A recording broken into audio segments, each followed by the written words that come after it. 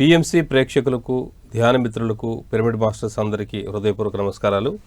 ఈరోజు మనతో మోహన్ రావు గారు గత 30 సంవత్సరాలుగా శ్రీ గీతాచార్య కళానిధి భగవద్గీత పైన ఎంతో పరిశోధన, పరిశీలన, పరిజ్ఞానంతో గత 30 సంవత్సరాలుగా వారు మరి ఎసెన్స్ భగవద్గీత పైన ఆ ఎసెన్స్ని అందరికీ ప్రచారం చేస్తూ, పరిచయం చేస్తూ ఎంతో అద్భుతంగా వారు గీతా ప్రచారకులుగా ఉన్నారు.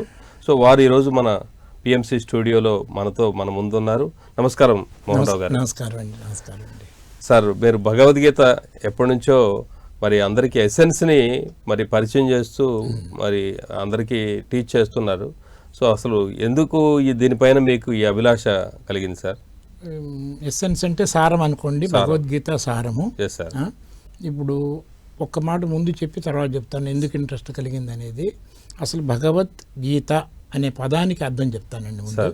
భగవత్ అంటే సంపూర్ణ శక్తి అండి, గీత అంటే దానికి మార్గము. అవును సార్. భగవద్గీత అంటే సంపూర్ణ శక్తికి పొందటానికి మార్గము భగవద్గీత. అసలు మీనింగ్ అది. ఇప్పుడు దానికి ఈక్వలెంట్గా తీసుకోవాలంటే వివేకానందులు అందరు రెస్పెక్ట్ చేస్తారు ఇంటర్నేషనల్గా కూడా. All power is with in you, అనంతమైన శక్తి నీలో ఉంది, you can do anything and everything, లెండి మేల్కొండి అని చెప్పడం జరిగింది. ఇప్పుడు అనంతమైన శక్తి అన్నా, ఆల్ పవర్ అన్నా కూడా సంపూర్ణ శక్తే కదండి. ఆ సంపూర్ణ శక్తి అనే అర్థమే కదా భగవద్గీతలో ఉన్నది స్ట్రెయిట్ గా. Exactly sir.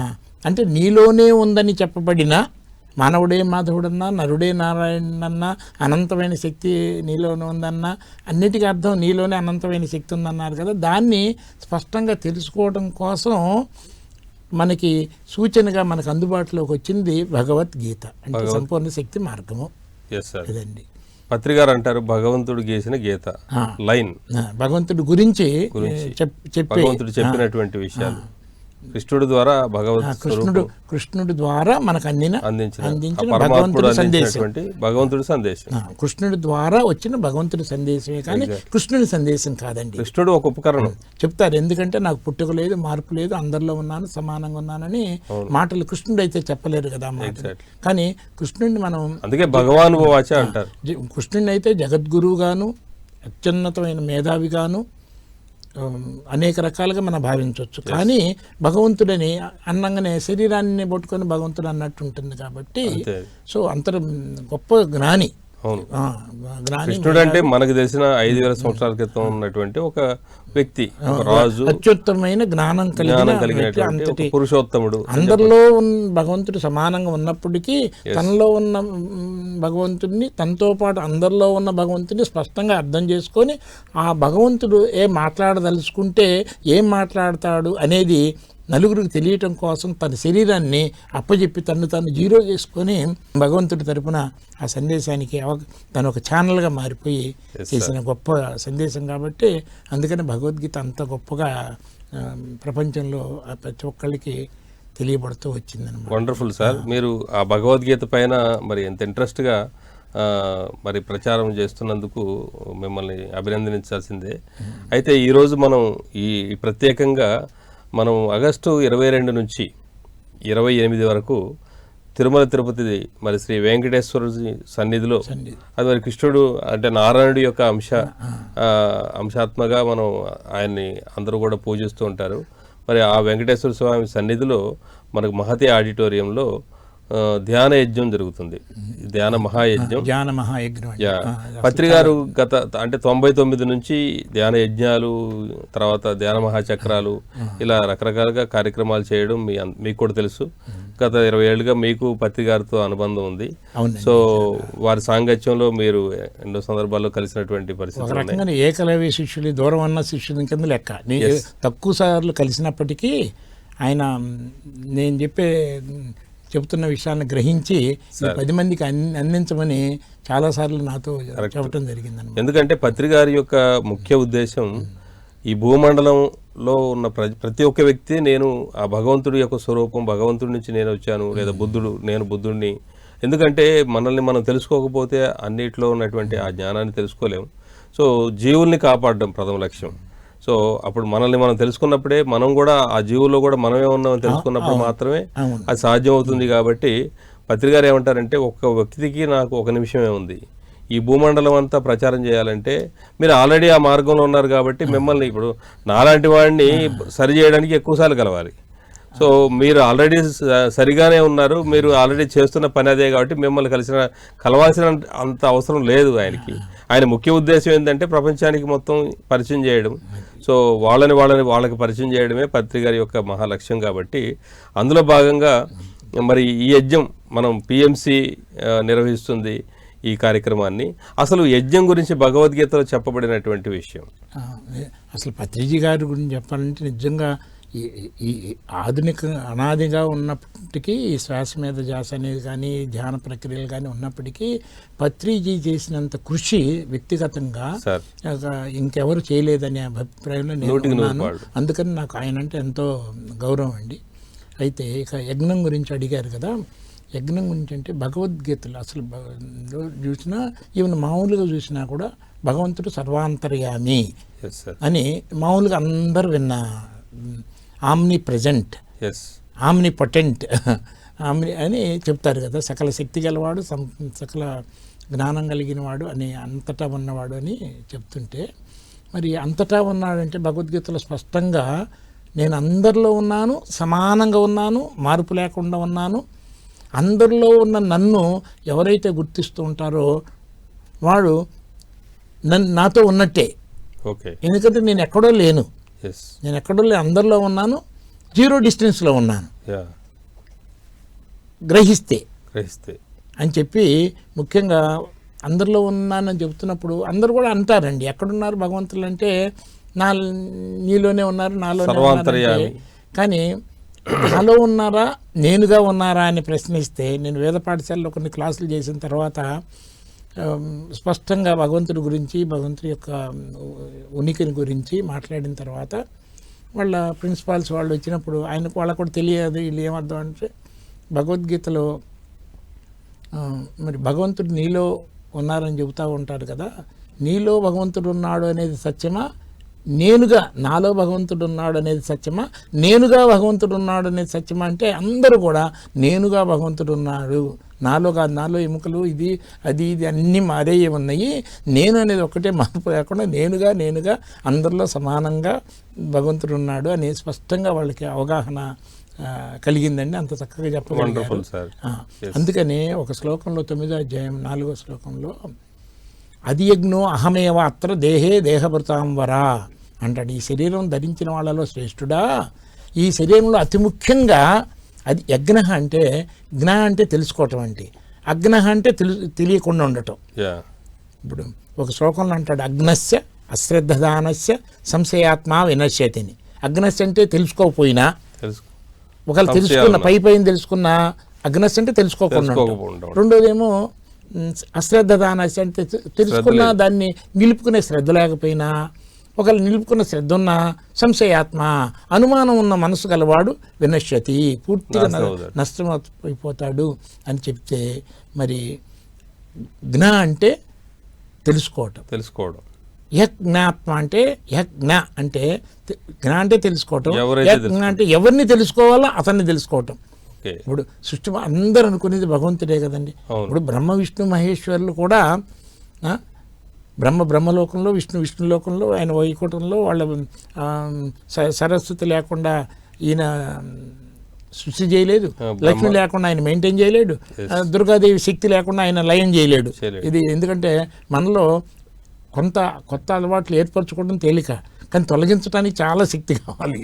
సో దుర్గాదేవి అంటే శక్తి కదా, అలా ఉన్నారు. కానీ వాళ్ళందరినీ ఎవరిని కలవాలన్నా కుటుంబంతో వ్యవహారం అన్నీ తెలిసిందే. ఈయన కోసం బ్రహ్మలోకంలో, ఆయన కోసం వైకుంఠం, ఆయన కోసం కైలాసం వెళ్ళాలి కదా. మరి పరబ్రహ్మ ఎవరు? అదే శ్లోకంలో గురు సాక్షాత్ పరంబ్రహ్మ అన్నారు కదా.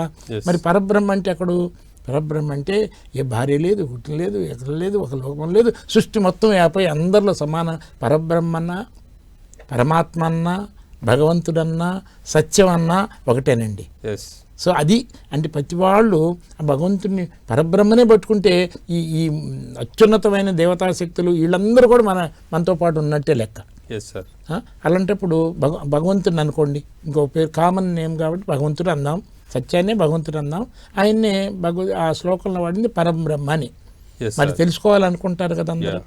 అలాంటప్పుడు ఎట్లా భగవద్గీతలు ఏం చెబుతున్నాడంటే భగవంతుడు మాటగా, అరే పిచ్చివాడా, ఈ శరీరంలో ఏదో అది ఇది ఇది అనుకుంటావేమో, ఈ శరీరంలో అతి ముఖ్యంగా నువ్వు తెలుసుకోవాల్సింది నన్నే. ఎవరినైతే నువ్వు తెలుసుకోవాలనుకున్నావాడో ఆ తెలుసుకోవాల్సిన వాడిని నేనే ఈ శరీరంలో. ఎందుకంటే నేను అన్ని శరీరాల్లో ఉన్నాను. ఇక్కడే గుర్తించలేకపోతే నువ్వు ఎక్కడా గుర్తించలేవు. దూరస్థంచ అంతికే చ తత్, అంతటా ఉన్నదాన్ని దగ్గరలో ఉన్న నీ లోపల ఉన్న నిన్నే నువ్వు గుర్తించలేవు. లేకపోతే నీకు మూలంలో 24 గంటలు నీకు అనుభవంలో ప్రత్యక్షంగా తెలియకున్నప్పటికీ, ఆధారమై ఉన్నప్పటికీ దాన్నే నువ్వు గుర్తించకపోతే ఎక్కడ ఏమి గుర్తిస్తావు అని అందుకని స్పష్టంగా అంటం జరిగిందండి. అది ఇంకోటి కూడా చెప్పారు, ప్రత్యక్షావగమం, నేను నీకు ప్రత్యక్షంగా తెలియబడుతున్నాను కానీ నువ్వు కళ్ళతో చూడాలనుకుంటే దొరికేది కాదు. కళ్ళతో చూసేవన్నీ మారిపోతూనే ఉంటాయి, దృశ్యాలన్నీ. చెవులతో వినేవన్నీ మారిపోతూనే ఉంటాయి. పంచేంద్రియాలతో నువ్వు గ్రహించే ప్రతిదీ కూడా మారిపోతూ ఉంటుంది. కానీ నేను ఈ మారేవాడిని కాదు.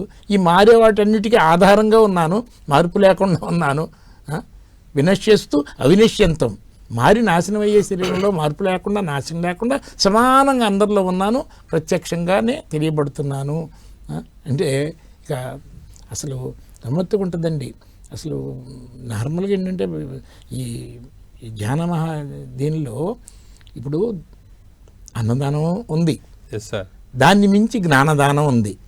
కురుక్షేత్రంలో అన్నదాన సమితి అని పెడితే మా ఫ్రెండ్స్ దానిలో జ్ఞానాన్నదాన సమితి అని పెట్టండి అని చెప్తే వాళ్ళు అట్లానే విడిగా బ్యానర్స్ మీద అట్లానే అన్నం అనేది సపోర్టింగ్ అవసరం ఉన్న స్థితి, కానీ కావాల్సిన స్థితి జ్ఞానం.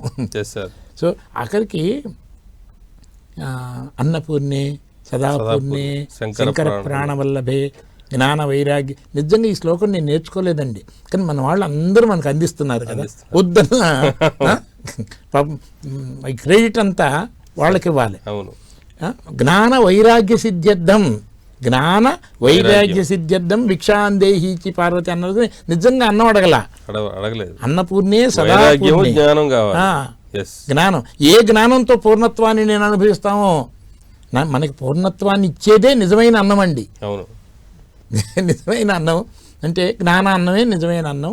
ఇక ఇది చాలా అవసరం. ఇది అంటే సదాపూర్ణే, ఆమె ఎప్పుడు పూర్ణంగానే ఉంటుంది. పూర్ణమే. ఇప్పుడు నేను అనేది ఎప్పుడు పూర్ణమే కదండి. ఇప్పుడు 1,00,000 కోట్లు వచ్చినప్పుడు కూడా ఉన్నాను ఉన్నాను ఉన్నాను అనే భావనలో ఏమాత్రం మార్పు రాదు.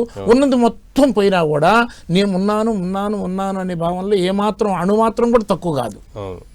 ఈ ప్రపంచంలో ఉన్న 800 కోట్ల మంది చీ అన్నా కూడా నేను అనేది భావన ఏమాత్రం ఒక ఎంట్రుక అంతా కూడా తగ్గదు. అందరు పొగిడినా నేను అసలు మార్పు చెందితే కదా అది. సో మార్పు చెందనిది ఒకటి సత్యం కదా. ఆ సత్యాన్ని నువ్వు గుర్తించటం అంటే ఇది ఆల్రెడీ ధ్యానంలో పరిచయం అయిన వాళ్ళకి అందరి మంది, వేల మందిని మళ్ళీ ఒకసారి కూర్చోబెట్టి అన్నదానంతో పాటు జ్ఞానాన్ని పెంచుకునే గొప్ప సదవకాశాన్ని. ఎందుకంటే పత్రిజీ గారు కూడా చెప్తూ ఉంటారు, ఎంతమంది ఎక్కువ కూర్చొని ఒక చోట కూర్చొని ధ్యానం ఉంటే అసలు నాకంటికండి. ఇప్పుడు మీరు నేను విడిగా ధ్యానంలో కూర్చుంటే, నేను ఒక్కడిని కూర్చుంటే లేచిపోవాలనిపిస్తుంది. ఇద్దరు కూర్చుంటే పొరపాటు మధ్యలో ఏదన్నా ఆలోచన వచ్చినా, అరే ఆయన కూడా ఉన్నాడు కదా, మనం కదిలితే ఆయన డిస్టర్బ్ చేస్తాం కదా. చూడండి, తెలియకుండానే నేను ఇప్పుడు నాకు గుళ్ళు ఇవన్నీ పెద్ద నమ్మకాలు ఉండవు, కానీ మనం గుళ్ళోకి వెళ్ళినప్పుడు నార్మల్గా వేరే విషయాలు మాట్లాడి వాళ్ళని డిస్టర్బ్ చేయం కదా, రెస్పెక్ట్ కదా. సో పరిస్థితులు అలా ఉంటాయి. అలానే మన పక్కన కూర్చున్న వాళ్ళందరూ కూడా అదే ధ్యానంలో ఉన్నప్పుడు వాళ్ళని కూడా డిస్టర్బ్ చేయకూడదని వద్దన్న మెంటాలిటీ మనసులో స్టెబిలిటీ పెరుగుతూ ఉంటుంది, ఈ చంచలత్వం తగ్గిపోతూ ఉంటుంది. అందుకని ధ్యానం చాలా ఎక్కువగా కుదరటానికి, మనసు ప్రశాంతతను పొందటానికి ఎంత ఎక్కువ మంది ఉంటే అంత ఇదిగా, అలాంటిది నిజంగా జ్ఞానాన్ని పెంచుకోవటానికి మంచి అవకాశాన్ని అంటే జ్ఞానదానమే. అది ఇంతకన్నా గొప్ప ఇదేం లేదండి. జ్ఞానం అంటే ఏంటి? చివరికి నేను సత్యము, నేను శాశ్వతం అనేది అసలు భగవంతుడి యొక్క లక్షణం. భగవంతుడి లక్షణం అది నేనే అయి ఉన్నాను. ఏ నేను నేను నేను అని 24 గంటల మన అనుభవంలో ఉందో ఆ నేను అనేదే ఎప్పుడు మార్పు చెందనిది, ఏ పరిమితి లేనిది అనేదే కదా భగవద్గీత మొత్తం కూడా మనకు తెలియజేసింది. దాన్ని తెలుసుకుంటే లాభం లేదండి. కొంచెం శ్రద్ధ ఉంటే ఈ జ్ఞానాన్ని అర్థం చేసుకోవటం తేలికేనండి. కానీ అది నిలబడాలంటే మాత్రం సాధన కావాలి. సాధన అంటే ఇప్పుడు చెప్పాం కదండి, మీరు ఎలాంటి క్యాంప్స్ ఎప్పుడైతే ఏర్పరిచారో అందులో ఇంతమంది దాని ప్రతి ఇది కూడా ఆ భావన పెరుగుతూ ఉంటుంది అనమాట. ఆ జ్ఞానాన్ని నిలబెట్టుకునే శక్తి పెరుగుద్ది, మనసు కూడా చంచలం కాకుండా ఉంటుంది అనమాట అండి. అది అందుకని ఇవి నిజంగా అసలు ఎలాంటి స్థితి అంటే, అసలు ఒకటి జనరల్గా చెప్తానండి, నేను సత్యం అనే భావం, అబ్సల్యూట్ ట్రూత్. నేను వేరే రాసిన పుస్తకంలో కూడా ఎవరైనా పలాని వ్యక్తి కన్నా నేను తక్కువ నిరూపిస్తే, తను తక్కువ నిరూపిస్తే 10 లక్షలు ఇస్తానని నీ మనసు కల్పిస్తుంది, కానీ అజ్ఞానంతో నీ మనసు కల్పిస్తుంది. అంటే నేను అనే దాన్ని నేను అంటున్నావు కదా, ఆ నేను అనేదాన్ని నువ్వు సరిగా గుర్తించకపోవటం వల్లనే ఇన్ని సమస్యలు వచ్చేసినాయి.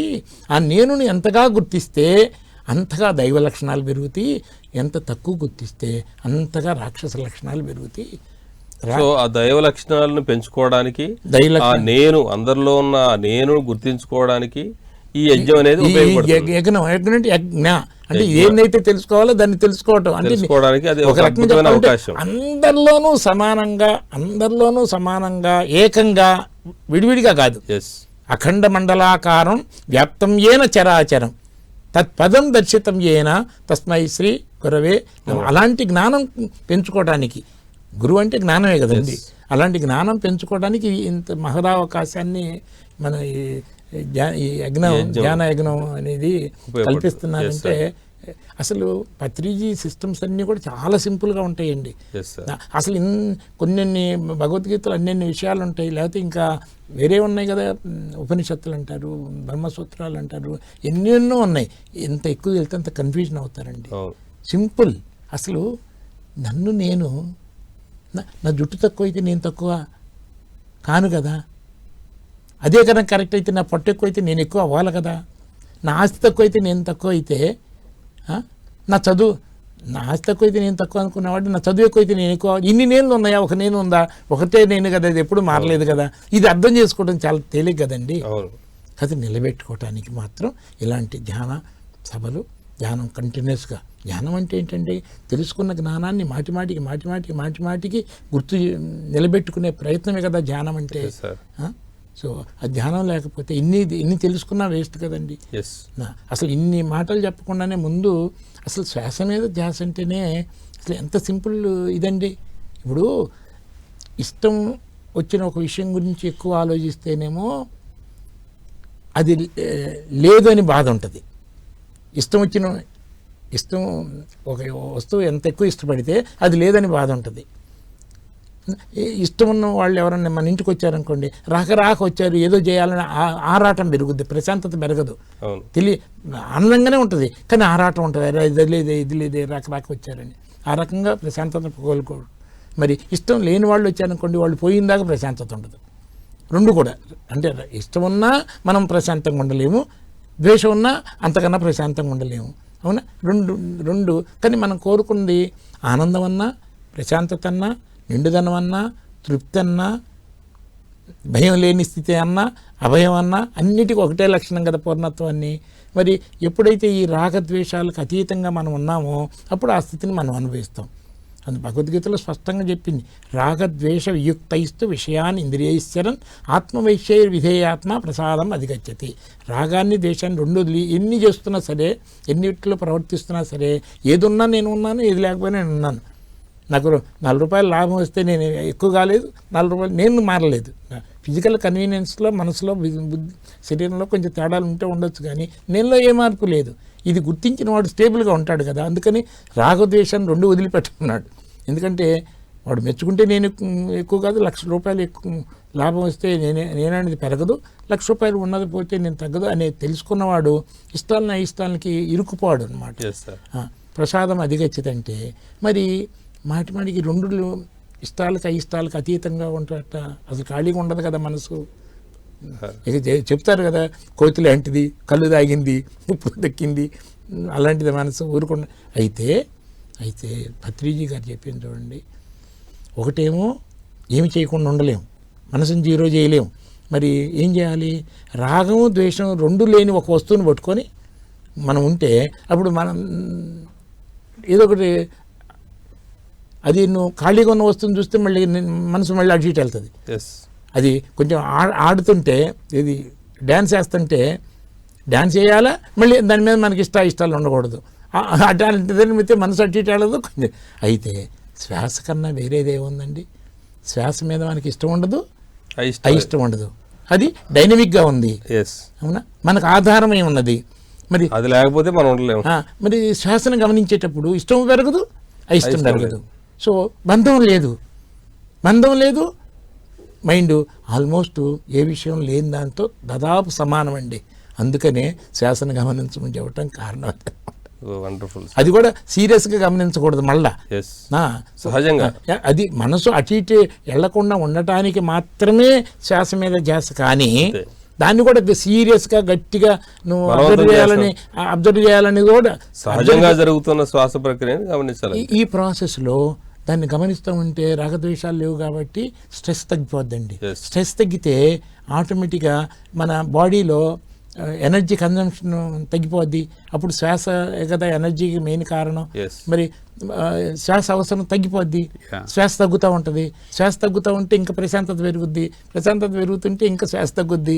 అసలు శ్వాస ఉందా లేదా అనే లెవెల్కి వస్తుంది. ఇక ఇంత సింపుల్ మాటల్ని అత్యుత్తమైన ఇది ఆ శ్లోకాల్లో ఏదైతే చెప్పారో దాన్ని ప్రాక్టికల్ ఇంప్లిమెంట్ చేయటం. యజ్ఞం వల్ల దేవతలు సంతుష్టులై శ్లోకం ఉంది కదా సార్. దేవాన్ భావయతానేన తే దేవా భావయంతు వః పరస్పరం భావయంతః శ్రేయః పరం అవాప్స్యదా. అంటే మనం అసలు ఇదే శ్లోకం మీరు చెప్పింది, మనం దేవతలకి ఏదన్నా చేస్తే వాళ్ళు మనకి అది చేస్తూ ఉంటారు, ఒకళ్ళకొకళ్ళు పరస్పరం మేలు చేసుకుంటే పరమ శ్రేయస్సుని చివరకు పొందుతాం. ఇవన్నీ దేవతలతో కూడా ఇష్టాయిష్టాలతో కూడిన విషయాలేనండి. ఇప్పుడు అదే యజ్ఞం పని చేస్తే వల్ల దేవతలు సంతుష్టులు అవుతారు. వాళ్ళు మనకి ఇది ఇస్తూ ఉంటారు, చివరికి ఇవన్నీ బెనిఫిట్స్ ఉంటాయి. కానీ వీటన్నిటి వల్ల ఇవన్నీ టెంపరీ. కానీ దీనివల్ల చివరికి పరమ శ్రేయస్సుని పొందే నీకు అవకాశాన్ని కల్పిస్తావు నువ్వు, ఎందుకంటే ప్రశాంతత పెరుగుతుంది కాబట్టి అని. అసలు కర్మయోగంలో ఇది 3వ అధ్యాయంలో 11వ శ్లోకం అండి. 9వ శ్లోకంలోనే చెప్పాడు అసలు యజ్ఞం అంటే ఏంటని. యజ్ఞార్థాత్ కర్మణో అని రకరకాల యజ్ఞాలు ఉంటాయి కదా సార్, మనకు ఎన్నో యజ్ఞాలు ఉన్నాయండి. సో ఇది మనం చేసేది జ్ఞాన యజ్ఞం. దీని గురించి అయితే అది కూడా ఒక మాట, ఇది అసలు యజ్ఞం అంటే ఏం చెప్తారు అంటే, ఏ పని చేసినా ఇరుక్కుపోతున్నారు కదా, బంధంలో పడిపోతున్నారు కదా, అది యజ్ఞకర్మ అంటే డిఫరెంట్. బంధం లేకుండా ఏమి చేసినా అది యజ్ఞమే అన్నాడండి. ఇది కర్మయోగంలో 9వ శ్లోకంలో. ఇక 3వ అధ్యాయం అది 4వ అధ్యాయంలో దైవమేవ అపరే యజ్ఞం యోగినః పర్యుపాసతే అంటే దేవతా శక్తుల్ని పొందటానికి. దేవతా శక్తులు అంటే మళ్ళీ టెంపరీ అండి. కొంతమంది యజ్ఞం చేస్తూ ఉంటారు, దాన్ని కూడా సాధన చేస్తారంటే ఆ భావాన్ని మన మనసులో పెంచుకోవటం అనమాట అండి. దైవ ఇప్పుడు ఉదాహరణకి నాట్య దేవత ఎవరండి? అవునా?